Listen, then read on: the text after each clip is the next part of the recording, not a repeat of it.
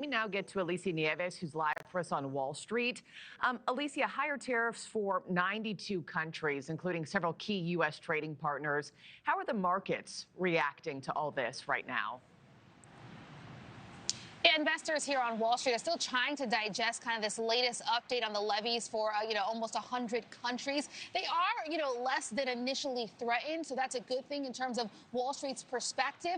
But for the most part, Wall Street is really baking in the fact that while we have reached that August 1st deadline for the president, that by and large, the president at some point is going to cave here. It's going to move the post, if you will. It's why, markets are lower right now. I've actually talked to several analysts over the last 24 hours, and markets are lower mostly, ahead of the jobs report. I'll get to that in a minute, but also there's some profit taking. We've had 5 straight weeks of really, record moments for the markets, and so you started to see investors pull down on profits. It's less about the tariffs, and I'll break it down because of this. Again, as I noted, there's a theory on Wall Street that President Trump is going to move the post one way or another.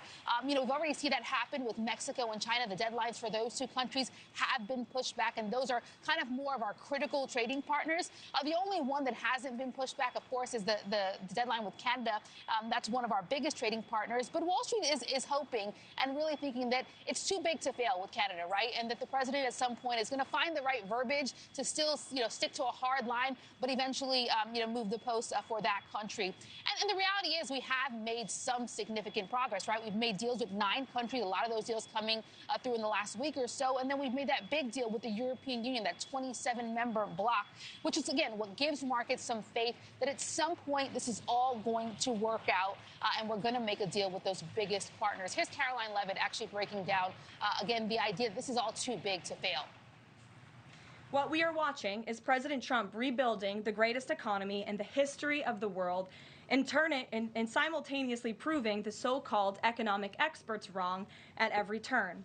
Media pundits said a trade deal with the EU this monumental and beneficial to America would be impossible, but President Trump made it happen. No question.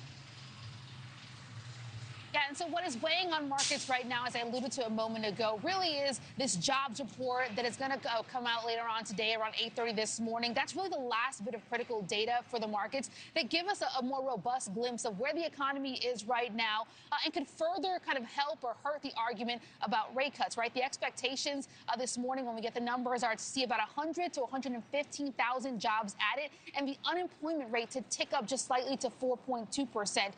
In terms of the big question around rate cuts, because that's a question that we follow really closely, and a lot of consumers want to know that question. If we get a jobs report that is in line with the expectation or better than expectation, that's going to be a victory lap for the president, but it's going to give the Fed more room to kind of stay in this wait-and-see posture. Markie? Yeah, we have analysts waiting on standby to break down that jobs report when it drops at 8:30 Eastern. Alicia Nieves, live on Wall Street. Thank you. Thank you for watching. Subscribe below and download our NewsNation app right now on your phone, and you will get fact-based, unbiased news for all Americans.